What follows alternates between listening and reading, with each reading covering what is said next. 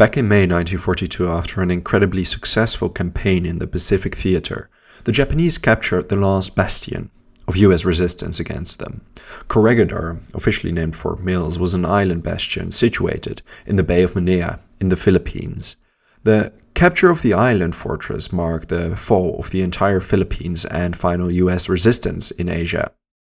Now, nearly 3 years later, the United States planned to recapture the Philippines as the tables had turned on the Empire of Japan. A vital part of retaking the Philippines was the retaking of the island fortress of Corregidor. What followed was a spectacular airborne assault and invasion of the island, where close to 7,000 Japanese troops were dug in and ready to fight to the death.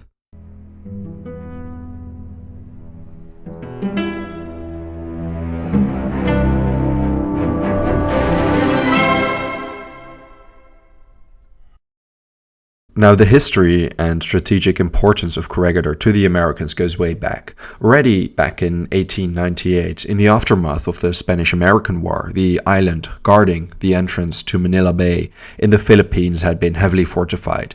The headquarters on the island was known as Fort Mills, the largest seacoast fortress of the Philippines. The island became known as the Rock, with its network of underground tunnels, fortifications, and abundance of natural defenses. After the Japanese launched their attack on the Philippines in December 1941, the Americans and Filipinos managed to hold out for several months against the invaders. General Douglas MacArthur, the US commander in the Far East, left the Philippines in February 1942. He left the Corregidor Island in a PT boat, escaping to Australia, and I've created a video about those PT boats if that interests you. Now, considering the US commander had left, I think it's pretty safe to say the Americans were in a very dire situation, although the last remaining forces were still holding on. The Americans surrendered the Bataan Peninsula in April that year, basically surrounded. Fort Mills, under the command of General Jonathan Wainwright, was besieged by the Japanese. After a month of aerial artillery bombardments, the Americans clung on to the defense, although admittedly not much was left of the fortress's above-ground structures. On May 5th, over 2,000 Japanese infantry troops landed on Corregidor. It was a hopeless case, and General Wainwright surrendered the next day. The last stronghold of the Philippines had fallen. From then on, the Japanese occupied the Philippines. Now, when Douglas MacArthur had left the Philippines in February, he is said to have said, "I shall return." And he would, but not until autumn 1944. It took much convincing to persuade the American Joint Chiefs of Staff that the reconquest of the Philippines was a crucial step in defeating Japan. On October 20th, 1944, Douglas MacArthur returned. He landed on Leyte Island on the eastern side of the Philippines. The Americans now embarked on their reconquest of the Philippines, and by December that year, US troops were moving onto Manila and Luzon, the largest island of the Philippines. The Americans made plans to capture the capital. This would eventually culminate in the incredibly bloody Battle of Manila. Recapturing Manila had to coincide with the liberation of Corregidor, and the unit tasked with liberating the island was the 503rd Parachute Infantry Regiment, under the command of Colonel George M. Jones. Interestingly enough, this regiment had been the first regiment to perform the first Allied parachute jump in the Pacific Theater. Once again, these men would now parachute onto the island fortress in Subic Bay in an attempt to clear the Japanese garrison on there. During the US invasion of Leyte Island on the eastern side of the Philippines and subsequent battle, they had been held in reserve, though they did participate in the amphibious assault of Mindoro northwest of Leyte. All in all, these were battle-hardened paratroopers ready to carry out their mission. Regardless of the incredible difficulty an invasion of Corregidor posed, the paratroopers were confident. Perhaps it isn't too obvious in this video, but the obvious drop zone of Corregidor was basically a death pit. The island was around 3.5 miles long and only 600 yards wide at its narrowest point, so the ideal landing strip for the paratroopers would be on the level low part of the island. Now, the thing is that this part of the island was known as Bottomside, and it was overlooked by a higher ground plateau named Topside. And it was exactly on this plateau Japanese defenders had dug themselves in and were all too ready to launch a barrage of fire on any paratroopers on the ground or amphibious landing on the beaches. Once landed, the Americans would have to dash nearly 30 meters of open ground overseen by the Japanese. That is, if they would even reach the ground and not be shot from the sky beforehand. A suicide mission, and the US commanders figured they had to find another place to drop the paratroopers. As such, it was decided 3 battalions of the paratroopers were to be dropped on 2 incredibly small sites on the plateau topside. The places on the plateau that were designated as landing areas were a miniature golf course and the former parade ground. The surrounding area of these landing sites were sloped and steep, with not much more than a speck on the map viable for the paratroopers to land on, but it sure beat dropping in an open area with a Japanese garrison unleashing machine gun fire on them. 6,000 paratroopers were readied for the drop. As the airborne assault would take place, they were supported by an amphibious operation of tanks, landing crafts, and around 1,000 infantry soldiers landing on the beaches. Alright, so that part of the mission was in the clear, but there was arguably an even bigger problem. The Americans had absolutely no idea how many Japanese soldiers were garrisoned at Corregidor.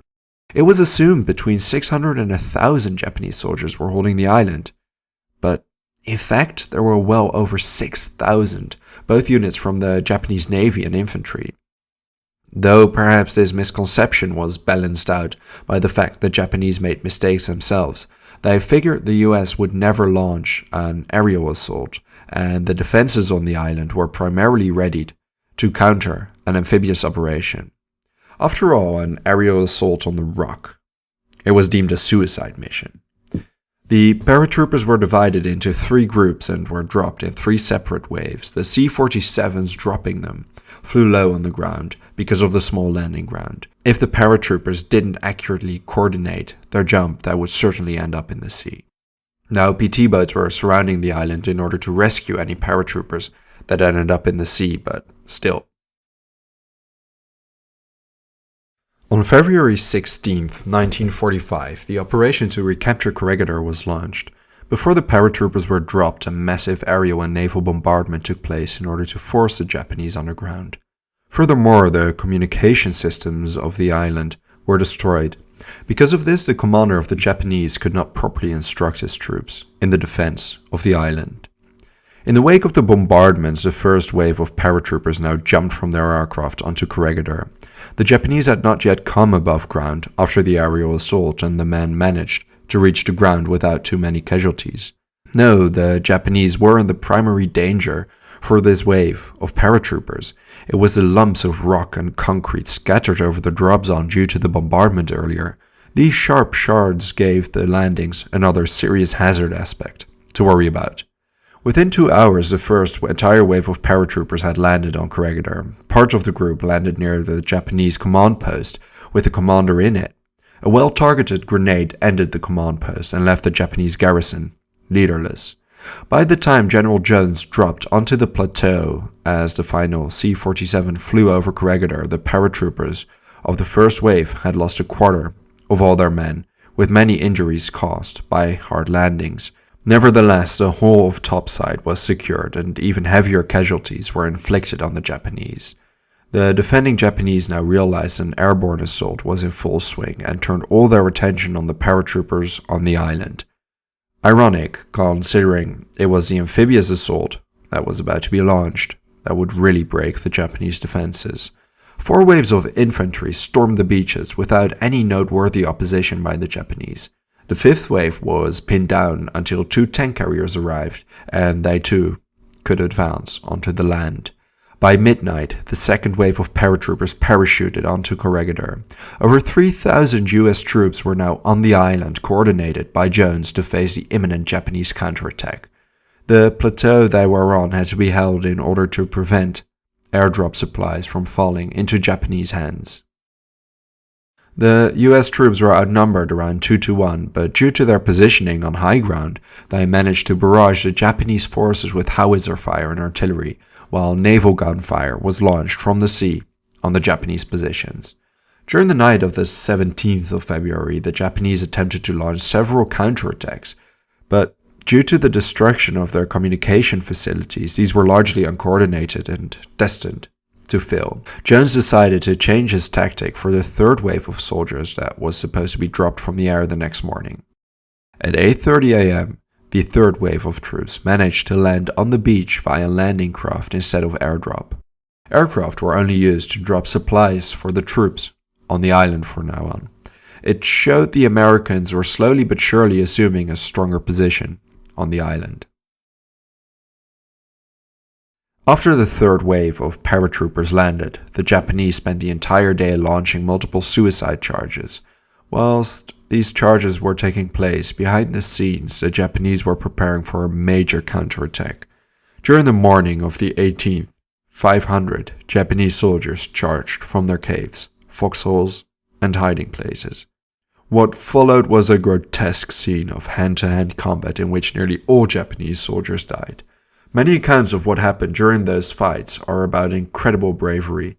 One of them is about an American private, Lloyd McCarter, who on his own stopped a Japanese charge, resulting in his death. His body was found with piles of Japanese soldiers surrounding him. Posthumously, he was awarded the Congressional Medal of Honor. As this Japanese charge was beaten back, what followed was a so-called mop-up operation. Only isolated pockets of Japanese kept up the fight. The Americans now searched for these pockets that had survived the fights. For the next couple of days, underground bunkers, tunnels, caves, and foxholes were combed through. As always in true Japanese fashion, very few were willing to surrender. Even on the last day of official battle, over a week after the mop-up operation commenced, a magazine was blown up by the Japanese, killing 52 Americans. Lots of the Japanese lurked underground and often skirmishes broke out. It was a nerve-wracking operation for the Americans to secure the entire island. By the evening of the 26th of February, 10 days after the first wave of US paratroopers had landed, Corregidor was finally secured. Whereas the Americans estimated the killed Japanese at around 4,000, it eventually turned out to be well over 6,500. Of the entire Japanese garrison on the island, only 20 prisoners were taken, with most of them being knocked unconscious by the explosions, meaning they did not freely surrender. On the American side, over 200 men were killed, with nearly 700 wounded in action. And that was how the Americans recaptured Corregidor after nearly 3 years. It was a symbolic victory for the US Army to recapture the last bastion that had fallen to the Japanese. Because the 503rd Parachute Infantry Regiment played such a crucial role in recapturing the island, its shoulder patch was redesigned to incorporate the rock. General Douglas MacArthur even visited the island, and when he saw that the American flag was flying over it, he is said to have said, "Have the troops hoist the colors to its peak, and let no enemy ever hold them down." Now, I briefly touched upon patrol torpedo boats in this video. Make sure you check out the World War II playlist on the screen to watch the video about these nimble vessels that played a crucial role in the Pacific theater. Thank you for watching this video. I would also like to thank all my patrons for their generous support. If you enjoy House of History and want to support my work, consider checking me out on Patreon. For just $1 a month, you will gain access to the exclusive Patreon series. Don't forget to subscribe. See you next time.